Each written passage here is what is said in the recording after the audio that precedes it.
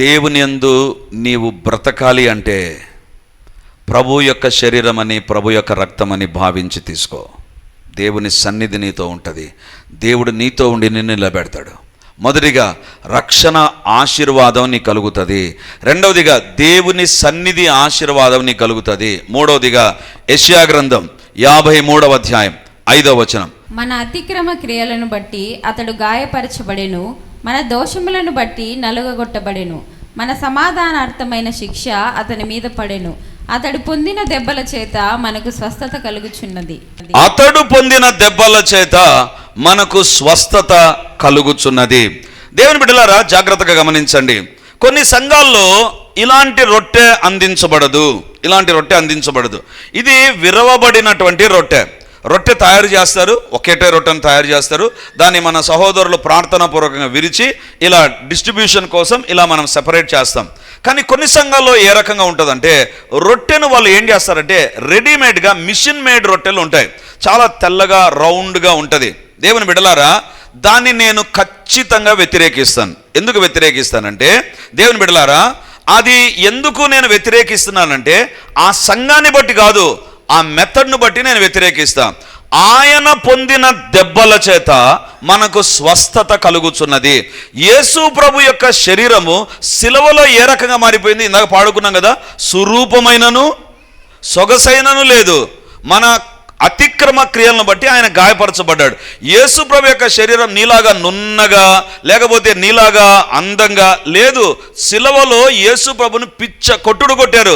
మామూలుగా కొట్టలేదు. యేసు ప్రభును మామూలుగా హింసించలేదు. అందుకే బైబిల్లో వ్రాయబడింది, మనుషులు చూడనొల్లని వాడుగా మార్చబడ్డాడు. అప్పుడు శరీరము తన రూపాన్ని కోల్పోయింది. అంటే తల మొదలుకొని కాళ్ళ వరకు ఈవెన్ అరికాళ్ళ వరకు యేసు ప్రభుకు దెబ్బలున్నాయి. తల మొదలుకొని, తలలో కిరీటం మొదలుకొని అరికాల వరకు ఎక్కడ కూడా ఇంతకు ముందు ఉన్నటువంటి యేసు ప్రభుగా లేడు. పూర్తిగా షేపౌట్ అయిపోయాడు. బైబిల్లో వ్రాయబడింది, ఆ శరీరం ఆ యేసు ప్రభు యొక్క శరీరము సుందరమైన శరీరము కాదు, అతి సుందరుడు, 10,000 మందిలో గుర్తించగలిగినటువంటి ప్రభు యొక్క శరీరము షేపౌట్ అయిపోయింది.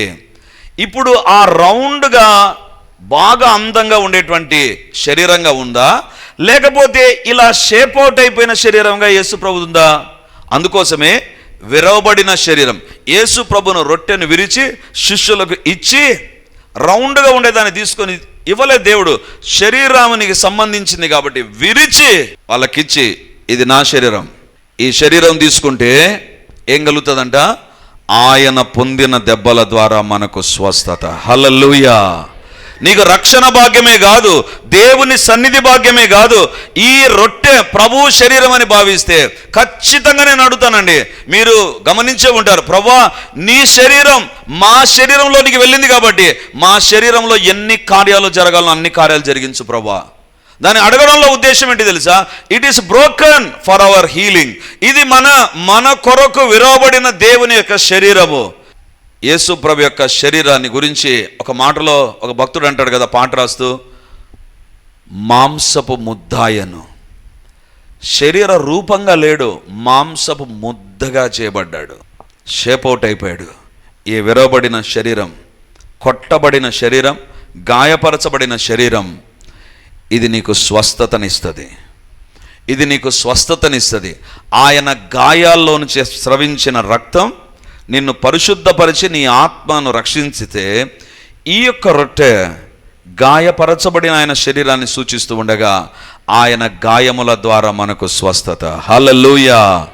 అందుకే ప్రభు రొట్టెని తీసుకునేటప్పుడు ఏదో ఆలోచన చేస్తూ ఇంటికి పోవాలా, తొందరగా లేట్ అయిపోయింది, ఆటో దొరకదో ఇలాంటి పనులు పెట్టుకొని ఆలోచనలో ఉండక, lord I'm taking your body, నీ శరీరాన్ని తీసుకుంటున్నా, నా కొరకు విరవబడింది, ఈ శరీరంలో ఉన్న స్వస్థతకు ఇది కారణంగా మార్చబడును గాక. దేవా సహాయం చేయండి అని రొట్టెను తీసుకోవడం ప్రారంభించండి. God will take care of your bodies. నమ్మిన వారు ఆమేన్ అంటారు. నా మాట నమ్మొద్దు, దేవుని మాట. ఆయన పొందిన దెబ్బల ద్వారా మనకు స్వస్థత. ఈ శరీరం విరవబడిన శరీరం ఎందుకు? నీ యొక్క స్వస్థత నిమిత్తమై. మూడవదిగా స్వస్థత అనేటువంటి ఆశీర్వాదం ఉంటుంది. నాలుగవదిగా యోహాను సువార్త 6వ అధ్యాయం 57వ వచనం. యోహాను సువార్త 6వ అధ్యాయం 57వ వచనం. జీవము గల తండ్రి నన్ను పంపెను గనుక నేను తండ్రి మూలముగా జీవించుచున్నట్టే నన్ను తినువాడును నా మూలముగా జీవించును. నన్ను తినువాడు నా మూలముగా జీవించును. ఎందుకు మనం అందరం ఆహారం తింటాం? జీవించడానికి. తినకపోతే ఏమవుతాం తెలుసు మనకు, ఏమవుతామో. ఒకవేళ తినలేదనుకో ఇండైరెక్ట్గానైనా ఫుడ్ను మనం పంపించుకుంటాం. ఏంటి, కొంతమంది డాక్టర్లు నాకు చెప్పారు, బ్రదర్ మాకు కొంచెం బాగలేకపోతే, మా ఇంట్లో ఎవరు లేకపోతే నేరుగా హాస్పిటల్కి పోయి సెలైన్ పెట్టుకుంటారంట. ఎందుకు? ఉచితం కదా, గవర్నమెంట్ హాస్పిటల్లో సెలైన్ పెట్టుకుంటే అవసరమైనటువంటి మినరల్స్ అని లోపలికి పోతే బాగా యాక్టివ్ అయిపోతాం. కాబట్టి దేవుని బిడ్డలారా, ఆహారం ఉంటేనే మనం జీవిస్తాం, ఆహారం ఉంటే మనం జీవిస్తాం. ఇప్పుడు దేవుడు అంటున్నాడు, భూలోకంలో దేవుని బిడ్డగా నువ్వు జీవించాలి అంటే యు నీడ్ లైఫ్, నీకు జీవము కావాలి. బైబిల్లో వ్రాయబడింది యోహాను 6:57, జీవము గల తండ్రి నన్ను పంపెను గనుక నేను తండ్రి మూలముగా జీవించుచున్నట్టే నన్ను తినువాడు, అంటే ఈ రొట్టెను తినువాడు నా మూలముగా జీవించును. దేవుని మూలముగా భూలోకంలో ఆయన బిడ్డగా బ్రతకాలి అంటే ప్రభు బలలో పాలుపంపులు పొందు. ఎలా పాలుపంపులు పొందాలి? ఈ వారమంతట్లో ప్రభు కొరకు నేను జీవించాలి, ప్రభు బిడ్డగా నేను జీవించాలి. నా ఇంటిలో, నా బయట, నా ఉద్యోగంలో, నా హాస్టల్లో, నా యొక్క జీవిత విధానంలో I want to live for Jesus. యేసు కొరకు నేను జీవించాలి. నా జీవముతో నేను భూలోకంలో జీవిస్తూ ఉన్నా, ప్రభు కోసం లోకంలో జీవించాలంటే ప్రభు యొక్క శరీరం అనే ఈ ఆహారం మనకు కావాలి.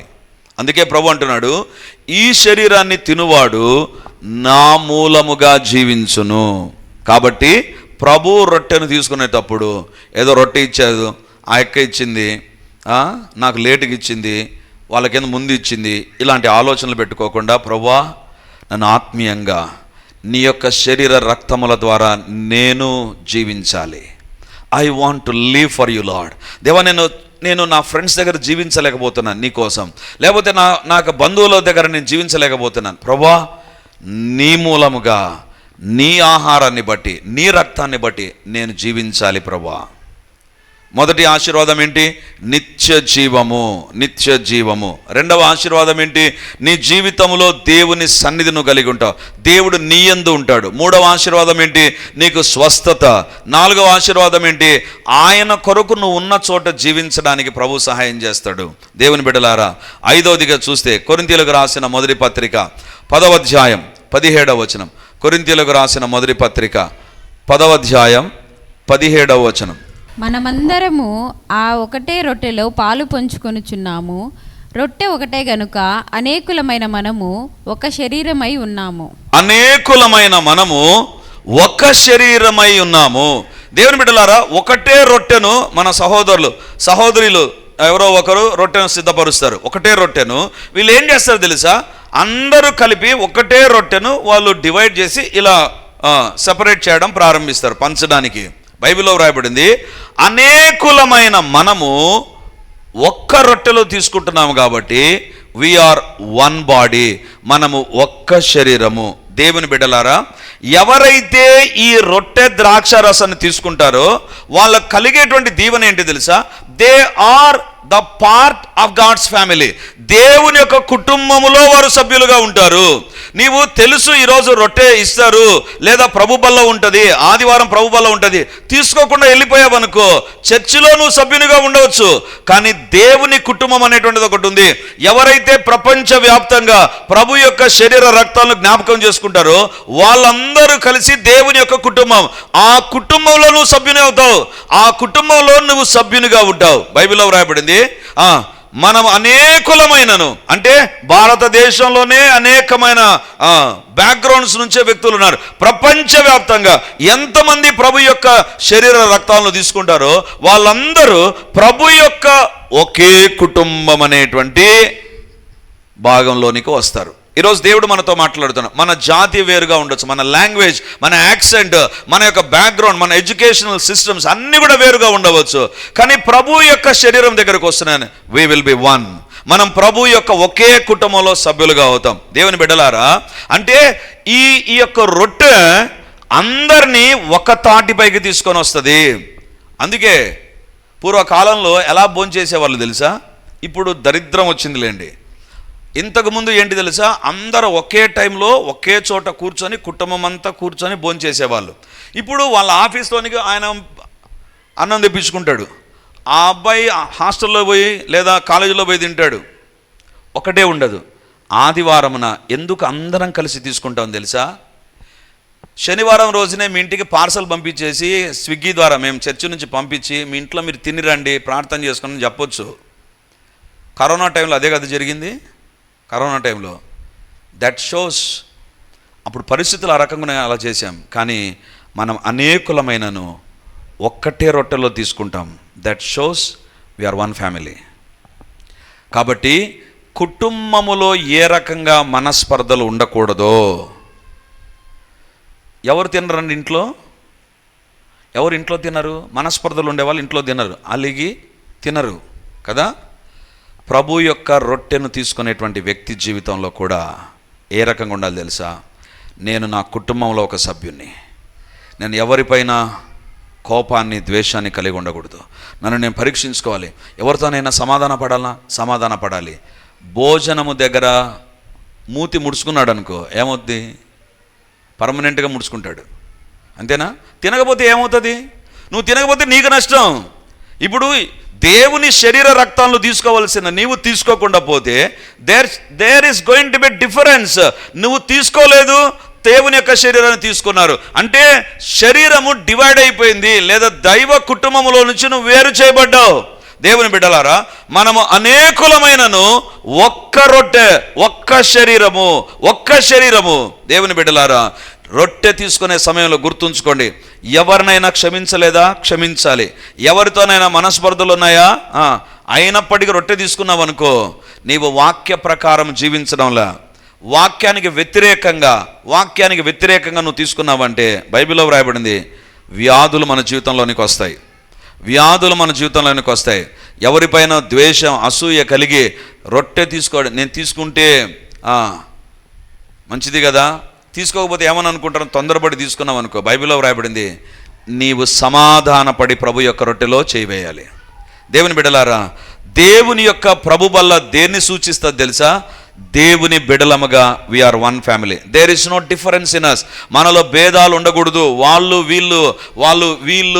వీళ్ళు మనము. So if you put a barrier there, దేవుని కుటుంబంలో సభ్యుని కాదు నువ్వు. దేవుని బిడ్డలారా, ఆరవదిగా ఏం ఆశీర్వాదం ఉంటుంది తెలుసా? కొరింథీయులకు రాసిన మొదటి పత్రిక 11వ అధ్యాయం 26వ వచనం. మీరు ఈ రొట్టెను తిని ఈ పాత్రలోనిది తాగునప్పుడెల్లా ప్రభువు వచ్చే వరకు ఆయన మరణమును ప్రచురించుదురు. హల్లెలూయా. 6వ ఆశీర్వాదం ఏంటి? నేను హల్లెలూయా అన్నందుకు మీరు అన్నారు. ఎందుకన్నాను తెలుసా? ఆయన వచ్చు వరకు ప్రభువు మరణమును ప్రకటించుదురు. అంటే ప్రభు బల్లల్లో చెయ్యి వేసేవారు ఎవరైనా సరే, అంటే తమ జీవితాలను సరి చేసుకొని ప్రభువుకు తను అప్పగించుకొని ప్రభు యొక్క శరీర రక్తాలను భయభక్తులతో ప్రభువును జ్ఞాపకం చేసుకుంటూ తీసుకుంటే బైబిల్లో వ్రాయబడింది, ఆయన వచ్చు వరకు ఆయన మరణాన్ని ప్రచురిస్తారు. అంటే ప్రభు యొక్క శరీర రక్తాలను ఎవరు తీసుకుంటారో వాళ్ళకు దేవుడు ఒక లైసెన్స్ ఇచ్చాడు. ఏంటి ఆ లైసెన్స్ తెలుసా? నువ్వు దేవుని యొక్క వాక్యాన్ని ప్రకటించవచ్చు. చాలామంది అంటారు, మేము వాక్యాన్ని ప్రకటించవచ్చా? మేము స్త్రీలమే, మేము ఈ మధ్యనే వచ్చామే, మేము ఆయన వచ్చు వరకు నువ్వు ఉంటే ప్రకటించడానికి నీకు లైసెన్స్ ఉంది. డ్రైవింగ్ లైసెన్స్ అప్లై చేస్తే 5 సంవత్సరాలు లేదా 3 సంవత్సరాలు ఇలా ఉంటుంది కదా, ఒక డ్యూరేషన్ ఉంటుంది. కానీ ప్రభు యొక్క శరీరం ఆదివారం నువ్వు తీసుకున్నావంటే నెక్స్ట్ ఆదివారం లోపల ఎవరికొకరికి నువ్వు సువార్తను ప్రకటించాలా. You are having a licence to preach the gospel. ప్రభు వచ్చు వరకు నువ్వు ప్రకటించాలి.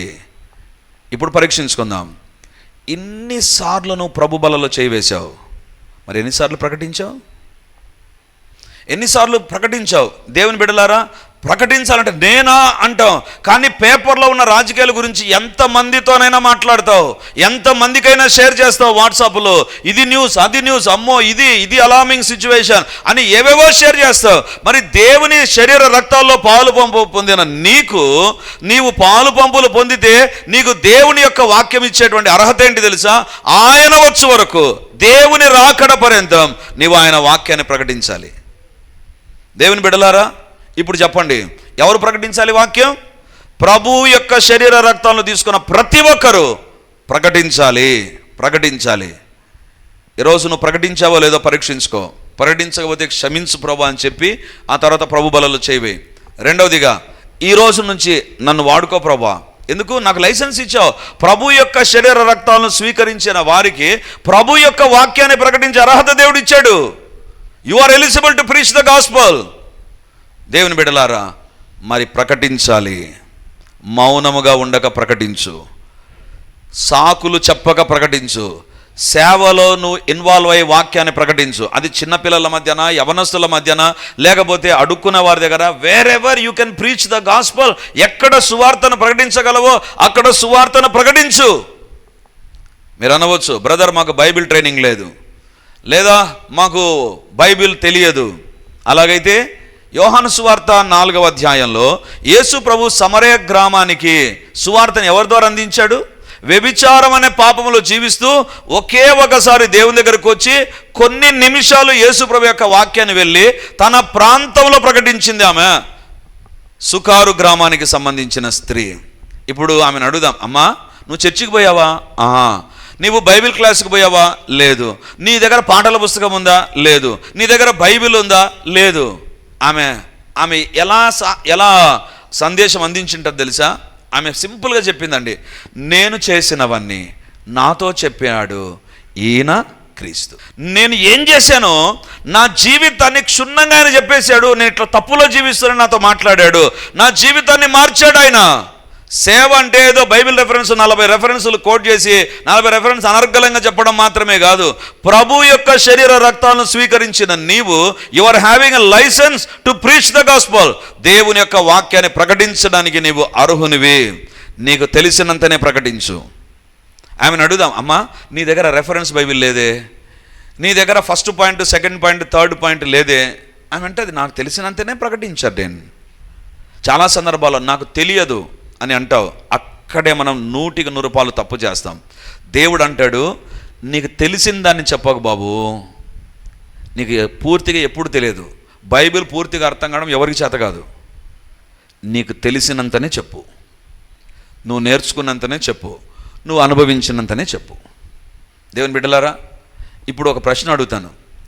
చిన్నపిల్లలకు ఇంతకుముందు చందమామ రావే అని చందమామను చూపించి కథలు చెప్పేవారు. ఒక ఇంట్లో మీ వీధిలో ఒక చిన్న పిల్లవాడు మీ ఇంటి దగ్గరకు వచ్చాడా? ఆ అబ్బాయికి దేవుని యొక్క వాక్యాన్ని ప్రకటించవచ్చు. దేవా ఈ బిడ్డ రక్షించబడాలి ప్రభా, ఈ బిడ్డ రక్షించబడాలి ప్రభా. దేవుని బిడ్డలారా, మా తాతను గురించి ఇప్పుడు నేను సాక్ష్యం ఇస్తాను. మా తాత కథ చెబితే అండి అసలు ఎక్కడ చూడకుండా ఆయన్నే చూస్తుంటాడు. అంత అద్భుతంగా కథ చెప్తాడు, అంత అద్భుతంగా చెప్తాడు కథ. కానీ ఏ రోజు కూడా దేవుడు లేని కథలు నాకు ఎప్పుడు చెప్పలేదు ఆయన. ఈరోజు నేను దేవుని సేవలో రావడానికి నా చిన్నప్పుడు ఆయన విత్తినటువంటి ఆ వాక్యపు సంగతులే నేను ఎప్పుడు చెప్తూ ఉంటాను. నాకు బైబిల్ ఏ రకంగా నేర్పించాడు తెలుసా? దీపావళి పండుగకు వచ్చినప్పుడు మార్కెట్లో, ఇప్పుడు అన్నీ మారిపోయాలండి పటాకులంతా, సెల్ ఫోన్లో డామ్ డామ్ అని పెట్టి మైక్ పెడితే అయిపోతుంది, దీపావళి జరిగిపోతుంది, సింపుల్. కానీ ఆ దినాల్లో బ్రహ్మాండంగా జరిగేది కదా. 1 రోజు 2 రోజులతోనే ఈరోజు దీపావళి ముగించబడుతుంది. కానీ ఒక 20-30 సంవత్సరాల కిందట వారోత్సవాలు ఉండేవి, వారమంతా దీపాలు ఉండేది కదా. మా తాత ఏం చేస్తాడు తెలుసా? నన్ను మా తాతయ్య పిలుచుకుపోతాడండి, బైబిల్ స్ట్రీట్కి తీసుకుపోతాడు. ఎక్కడ బాగా రద్దీ ఉంటుందో పటాకుల షాపు, ఆ షాప్ దగ్గరికే తీసుకుపోతాడు. తీసుకుపోయి నాకు ఇష్టమైనటువంటిది ఒకటి ఉంది, అదేంటంటే గన్లో పెట్టుకొని దాన్ని టిక్కీ ప్యాకెట్ అంటాం, అది కొడితే చాలా ఫీల్ అయిపోయేవాళ్ళం. ఎస్పీ లెవెల్లో, ఎస్ఐ లెవెల్లో ఫీల్ అయిపోయేవాళ్ళం. గన్ను పెట్టుకొని ఎప్పుడు తిరిగేవాళ్ళం. అంటే నవ్వుతున్నారంటే మీరు కూడా ఫ్లాష్ బ్యాక్ లేకపోయినారు, ఎప్పుడో ఇది మీరు చేశారు. ఓకే, చేయలేదనే బాధతో అయినా నవ్వుతూ ఉండొచ్చు. ఏదైనా సరే, మా తాత ఏం చేసేవాడు తెలుసా? ఇంత పెద్ద టిక్కీ ప్యాకెట్ కొనేవాడండి, ఇంత పెద్దది. అది ఉండేది అంత ప్యాకెట్. కొన్ని 100 ఉండేటువంటి టిక్కీ ప్యాకెట్ కొని నాతోనే మోయించుకొని వచ్చేవాడు ఇంటికి. ఇంక దాన్ని చూస్తూ అంగ ఈ రోజు నుంచి కాల్చాల, సూపర్గా కాల్చాల, వాళ్ళని కాల్చాల, వీళ్ళగా పక్షులు అది ఇది అనుకొని వస్తామా, నా ముందరే తీసుకుపోయి సీక్రెట్లో పెడతాడు దాన్ని. బీరువా తెచ్చి, బీరువాలో ఎవరో ఏం పెట్టుకుంటారండి? ఆ దినాల్లో బీరువాలో ఏం పెట్టుకోవాలి? సర్టిఫికెట్ ఉంటే అవి ఉంటాయి. తీసుకుపోయి బీరువాలో సీక్రెట్లో పెడతాడు. నేను అడుగుతా, ఏంది తాత, ఎందుకు? నాకే కదా తెచ్చింది. నీకు కావాలి కదా, బైబిల్లో నుంచి ఒక వాక్యం నేర్చుకో, ఒక టిక్కీ ప్యాకెట్ తీసుకో. ఒక వాక్యం నేర్చుకో, ఒక టిక్కీ ప్యాకెట్. 2 వాక్యం నేర్చుకో 2, 3 నేర్చుకున్న 3, 10 నేర్చుకున్న 10.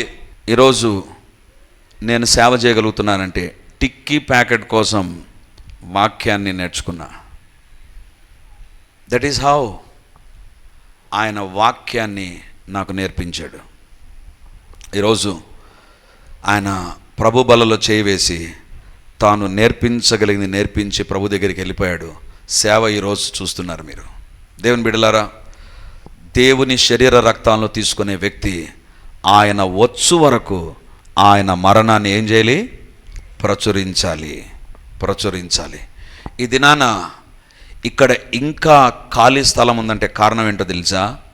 ప్రకటించవలసిన నీవు ప్రకటించలేదు. మీ ఇంట్లో వాళ్ళందరూ ఎందుకు రాలేదు తెలుసా? ప్రకటించవలసిన నీవు ప్రకటించలేదు. ఇంకా ప్రకటించక ఎంతకాలం ఉంటూ ఈ ప్రభు యొక్క బలలో చేయి వేస్తావు? దేవుడు నీకు ఆధిక్యతనిస్తాడు. అదేంటి తెలుసా? ప్రభు యొక్క రక్షణ వార్తను ప్రకటించడానికి. నెంబర్ వన్ దేవుని యొక్క ప్రభు బలలో చేయి వేస్తే రక్షణ భాగ్యం, జీవము, నిత్య జీవము అంత్యదినాన దేవుడు లేపుతాడు. రెండవదిగా నీ జీవితంలో దేవుని సన్నిధిని కలిగేటువంటి వ్యక్తిగా నువ్వు ఉంటావు, దేవుడు నీతో ఉంటాడు. మూడవదిగా ఆయన పొందిన దెబ్బల ద్వారా నీకు స్వస్థత. నాలుగవదిగా దేవుని మూలముగా నువ్వు జీవిస్తావు. ఈ వాక్యము నీ ఆత్మలో జీవాన్ని ఇస్తుంది. You will live for God. కష్టాల మధ్య, బాధల మధ్య దేవుని కోసం నిలబడతావు. ఐదవదిగా ఒకే ఒక కుటుంబంగా నువ్వు గుర్తించబడతావు. You are not different, but you are one in the body of Christ. దేవుని బిడ్డలారా, ఆరవదిగా నీవు దేవుని వాక్యాన్ని ప్రకటించడానికి అర్హునివైపోతావు. ఏడవదిగా చివరిగా కొరింథీయులకు రాసిన మొదటి పత్రిక 11వ అధ్యాయం 26వ వచనం. మీరు ఈ రొట్టెను తిని ఈ పాత్రలోనిది తాగునప్పుడెల్లా ప్రభువు వచ్చు వరకు ఆయన మరణమును ప్రచురించుదురు. ప్రభు వచ్చు వరకు. దేవుని బిడ్డలారా, ప్రభు యొక్క శరీర రక్తము దేని కొరకైన ఆశీర్వాదంగా నీకు ఉంటాయి తెలుసా? ప్రభు యొక్క శరీరం నీ కొరకు చనిపోయి తిరిగి లేచిన ప్రభువు ఈ రొట్టెను చూసినప్పుడు నీకు గుర్తు రావాలి, ఆయన తిరిగి రాబోతున్నాడు. బైబిల్లో ఆయన వచ్చు వరకు అంటే ప్రభు యొక్క శరీర రక్తాలు తీసుకునే ప్రతి సందర్భంలో ఇట్ ఈస్ రిమైండింగ్, నీ దేవుడు త్వరగా రాబోతున్నాడు, నీ దేవుడు త్వరగా భూలోకానికి రాబోతున్నాడు. ఆయన ఎదుర్కోవడానికి నువ్వు సిద్ధమా? నిన్ను నువ్వు సిద్ధపరచుకోవడానికి ఈ రొట్టె ద్రాక్ష రసం ఉపయోగపడుతుంది. ఈ రొట్టె ద్రాక్ష రసం ఊరికే తిండిగా పెట్టలేదు దేవుడు. ఏదో మనకు కూడా ఒకటి ఉండాలి ప్రసాదంలాగా అని పెట్టలేదు దేవుడు. ప్రభు వచ్చు వరకు అంటే దేవుని రాకడ ఉంది నాయనా, జాగ్రత్త. ఈ రొట్టె తింటున్నావు, నీ కొరకు విరవబడిన ప్రభు యొక్క శరీరము చనిపోయి తిరిగి లేచి తిరిగి రాబోతున్నాడు. ఆయన రాకడకు నువ్వు సిద్ధమా? నీ కుటుంబం సిద్ధమా అని నిన్ను మేల్కొల్పుతుంది. నిన్ను సిద్ధపరిచేటువంటి తలంపుల్లోనికి ఈ రొట్టె ద్రాక్ష రసం తీసుకుని వెళ్ళునుగాక. ఆమేన్. దేవుని బిడ్డలారా, ఈ కమ్యూనియన్ అనేటువంటిది, ప్రభు బల్ల అనేటువంటిది, ఈ శరీరముతో ప్రభు వచ్చాడు, ఇప్పుడు మహిమ శరీరంతో ప్రభు రాబోతున్నాడు అని తెలిపేటువంటిదే ప్రభు యొక్క శరీరానికి సాదృశ్యంగా ఉండేటువంటి రొట్టె. అందుకే ఈ 7 విషయాలకు సంబంధించిన ఈ ప్రభు భోజన సంస్కారాన్ని ఆ మేడగదిలో ప్రభు ప్రారంభించాడు. అందుకే నేను అంటాను, ఇది మహా అద్భుతం. ఇప్పుడు చెప్పండి, ఈ ప్రభు బల్లకు సంబంధించిన 7 ఆశీర్వాదాలు బయట ఎక్కడి నుంచి అని తెచ్చుకోగలమా? ఆలోచించండి. నిత్య జీవానికి ఏదైనా తీసుకుపోగలదా నిన్ను? నీకు నీ శరీరములో సంపూర్ణ స్వస్థతను ఏదైనా ఇవ్వగలదా? లేదా ప్రభు నీ దగ్గరగా రావడానికి అవకాశం ఏర్పడుతుందా? ఏదైనా ప్రభు కోసం జీవించడానికి సహాయపడుతుందా? ఏదైనా దేవుని సేవ చేయడానికి నీకు ఉపయోగపడుతుందా? దేవుని రాకడికి నేను సిద్ధపరుస్తా? నథింగ్. ఈ 7 నీ జీవితంలో గొప్ప ఆశీర్వాదానికి నాంది పలుకుతాయి. అందుకే వాక్యాన్ని వింటున్న దేవుని బిడ్డ, ఈరోజు ప్రభు బల్లకు సిద్ధపడి వచ్చావేమో, అలాగైతే ఈరోజు నిన్ను పరీక్షించుకో. దేవా, ఇన్ని రోజులు ఒకవేళ నేను అలవాటుగా తీసుకున్నానేమో, it was a casual, it was a routine, అలవాటుగా ఆచారంగా ప్రతి మాండి తరచు తీసుకున్నట్టుగా తీసుకొని ఉంటే ప్రభా క్షమించు. ఇన్ని ఆశీర్వాదాలు 7 ఆశీర్వాదాలు ఉండగా నాయన నీ బల్లలో చేయి వేస్తాను, నేను నీ బల్లలో చేయి వేస్తా. నెంబర్ 1, నువ్వు పరీక్షించుకో. దేవుడు అంటాడు జ్ఞాపకం చేసుకో, ఈ ప్రభు యొక్క శరీరము పరిశుద్ధమైంది. పరిశుద్ధమైన శరీరాన్ని తాకే యోగ్యత నీకుందా? నువ్వు పరిశుద్ధంగా ఉన్నావా? లేకపోతే దేవా నన్ను పరిశుద్ధపరచు, ఎక్కడ తప్పు చేశాను, ఎక్కడ వాక్యానికి వ్యతిరేకంగా జీవించాను, ఎక్కడ వాక్యానికి నేను లోబడలేదో నన్ను మన్నించు ప్రభువా, నీ శిలవ రక్తముతో నన్ను కడుగు అని ప్రభు పాదాల దగ్గర మనం ప్రార్థించాలి. దేవుని బిడ్డలారా, దేవుని ఎదుట మన పాపాలు ఒప్పుకుందాం. మొట్టమొదటిగా దేవా నన్ను క్షమించు. ప్రతి ఒక్కరూ నువ్వు ప్రభు బలలో చేయి వేసినా చేయి వేయకపోయినా కళ్ళు మూసుకొని ఒక ప్రార్థన చేద్దాం. ప్రభువా, నాకై విరవబడిన మీ శరీరాన్ని బట్టి వందనాలు, నాకై కార్చిన మీ అమూల్యమైన రక్తమును బట్టి వందనాలు. దేవా, నా కొరకు మీ రక్తాన్నే ధారపోసి మీ ప్రాణాన్ని అప్పగించావు ప్రభా. వెలకట్టలేని రక్షణ నిత్య జీవాన్ని నాకు ఇవ్వడానికే నాయనా, నా కొరకు మీరు సెలవులో పొందిన శిక్షనంతటిని బట్టి వందనాలు. నీ శరీరము స్వరూపమైన సొగసైన లేకుండా పోవడానికి నా పాపాలే కారణం ప్రభా. నీకు వ్యతిరేకంగా నేను చేసిన తప్పులను క్షమించు అని ప్రభు దగ్గర ప్రార్థన చేద్దాం. నీకు దేవుడు ఏ పాపాన్ని జ్ఞాపకం చేస్తాడో ఆ పాపాన్ని ఒప్పుకో. ఏ యొక్క అవిధేయతని జ్ఞాపకం చేస్తాడో ఒప్పుకో. ఏ యొక్క వ్యతిరేకమైన కార్యాలు చేశావో, తొందరపాటుతో ఆవేశంతో నువ్వు చేసిన ప్రతి కార్యాన్ని దేవుని దగ్గర ఒప్పుకో. దేవా, నీకు వ్యతిరేకంగా నేను ఏం చేశానో క్షమించు ప్రభా, క్షమించు. నీ రక్తం ప్రతి పాపమును కడుగుతుంది. దేవా నన్ను కడుగు. దేవుని ఎదుట ప్రార్థన చేద్దాం. Your guilty consciousness can be cleansed by the blood of Jesus. Only the blood of Jesus can cleanse your conscience. నీ యొక్క మనస్సాక్షిని శుద్ధి చేస్తుంది. నీవు చేసిన తప్పులు నీ పైన నేరారోపణ చేస్తున్నాయా? జ్ఞాపకం మాటికి వచ్చి కుళ్ళిపోతున్నవేమో, ఈరోజు ఆ రక్తాన్ని ఆశ్రయించు. ప్రభువా, నీ రక్తము ద్వారా నా ప్రతి పాపాన్ని కడగండి అయ్యా. Lord, wash me with your precious blood. Let every my sin be washed away with your precious blood అని దేవుని దగ్గర ప్రార్థన చేద్దాం. యేసయ్య రక్తాన్ని విశ్వాసముతో నువ్వు అడగడం ప్రారంభిస్తే ఆయన నీ ప్రతి పాపమును కడుగుతాడు. ప్రతి ఒక్కరం కళ్ళు మూసుకుందాం.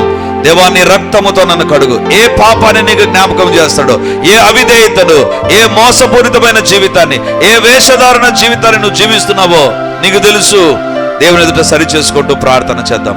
వ్యక్తిగతంగాను, కుటుంబాల్లోను, ఉద్యోగ వ్యాపారాల్లోను, పరిచర్యలోను నీకు వ్యతిరేకంగా ఏ తప్పులు మేము చేసినా మేము మర్చిపోయి ఉండవచ్చు నాయనా, but all those sins are recorded. దేవా, అందుకే అడుగుతున్నా, మీ శిలవ రక్తముతో మమ్మల్ని కడగండి ప్రభువా.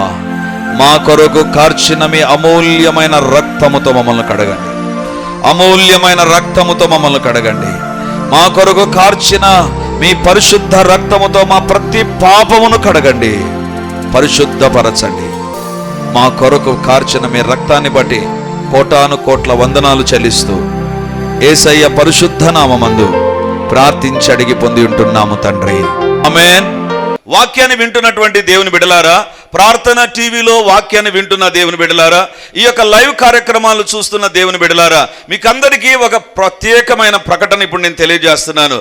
ఈ ఆదివారం నుంచి ప్రతి ఆదివారం రిడీమర్లో 3 ఆరాధనలు జరుగుతాయి.